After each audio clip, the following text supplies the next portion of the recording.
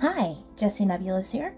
Today we're going to be working on an oil pastel of a horse that actually kind of started off as a unicorn, but I just made the executive decision to omit the horn at the last minute. And I kind of liked the way it ended up, so that works. Basically, it just didn't seem to add anything to it, and I didn't design a horn that was particularly exciting, so it didn't seem worthwhile to add, but I liked the finished result anyway. So we're starting off with pink, because sometimes you just got to draw a pink horse, you know? It was just a pink horse kind of day. It's been a pink horse kind of week. Pink pony. I was told some bronies might be interested in purchasing this, so if you're a brony and you want to buy this from me, send me an email. I'm not above selling to a brony. So, I have a cup of coffee. I'm going to take a swig. Delicious. It's taken me 38 years, well, almost 38, to properly enjoy coffee. It's not something that I drink every day, but I'm getting to that point. But, so just adding more color of this peachy shade. And I like the way this ended up. I do think that the eye could have been a little lower in the head as I'm looking at it. But it's a pink horse. It's not particularly realistic as is, so not a big deal. Like I said, it was originally a unicorn, so it definitely isn't realistic.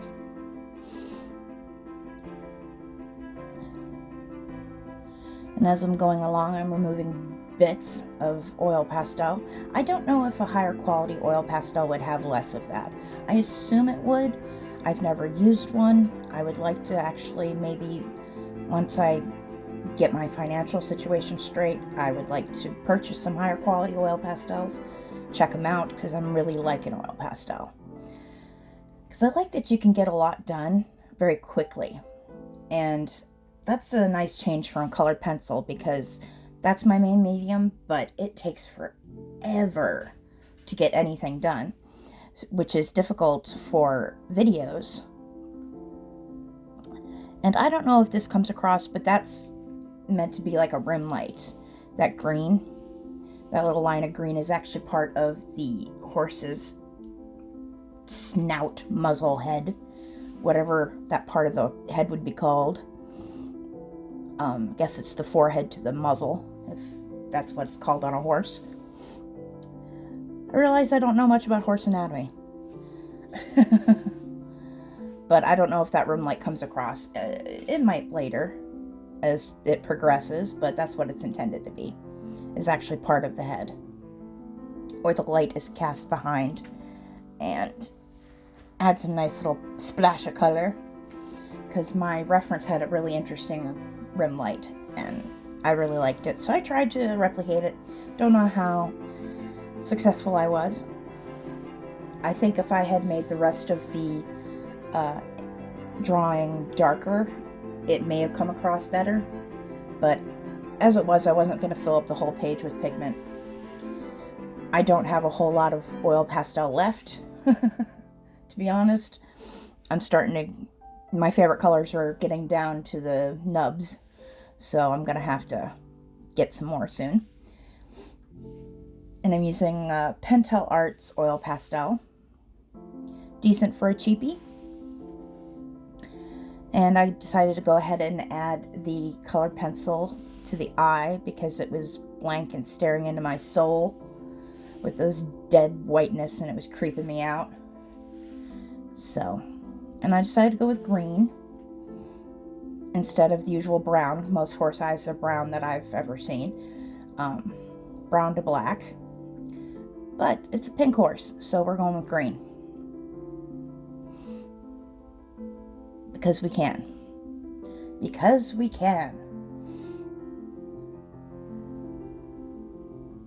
And it kind of looks like the horse is wearing eyeliner. I'm cool with that. I ain't mad.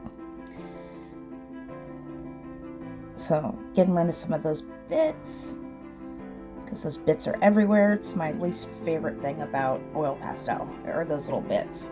Because if you're not careful, you try to wipe them away, they smear and ruin your drawing.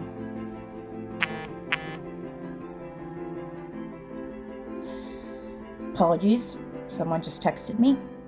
I use my phone as a microphone. And yeah, sometimes that happens. Phone interruptions. So I'm adding the green light. And I don't really even know. I kind of wanted the idea of like the wind wisping some of this green haze. And then that rim light I kind of darkened up to see if I could get it to be more defined as a rim light. I don't know how successful, like I said. Guess we'll see with the final image. And adding the hair. And I like this hair. Quite the coif was a quote from a friend after they saw this. And I think that sums it up quite well. Quite the coif. And another text, I apologize. So we're going with blue for the hair. And we'll add some darker blues and some purples and get it looking nice. I really like the flowy shape of the hair. I also like that the front almost looks longer than the back. Like it's got some kind of weird reverse mullet thing going on. You know, business and back party in the front for some reason. I like it. It's got some interesting character to it.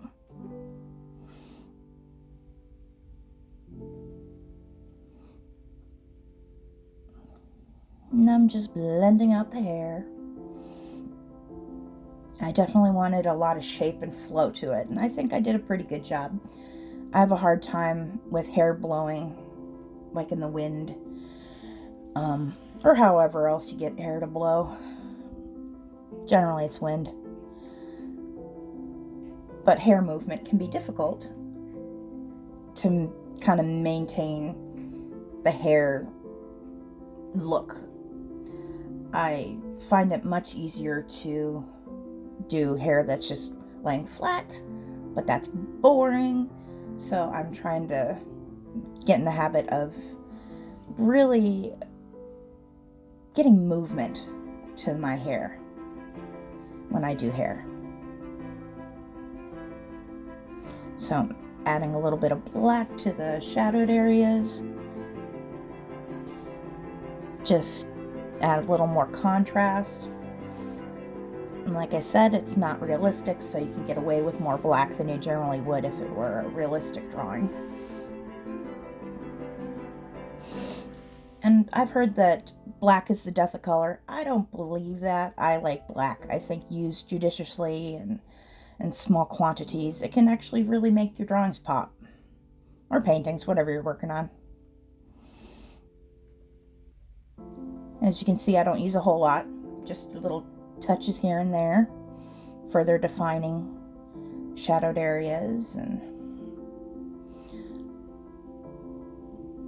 there it is. I want to thank you for joining me. If you enjoyed this, come back. I've got 2 videos a week. Thanks. Bye.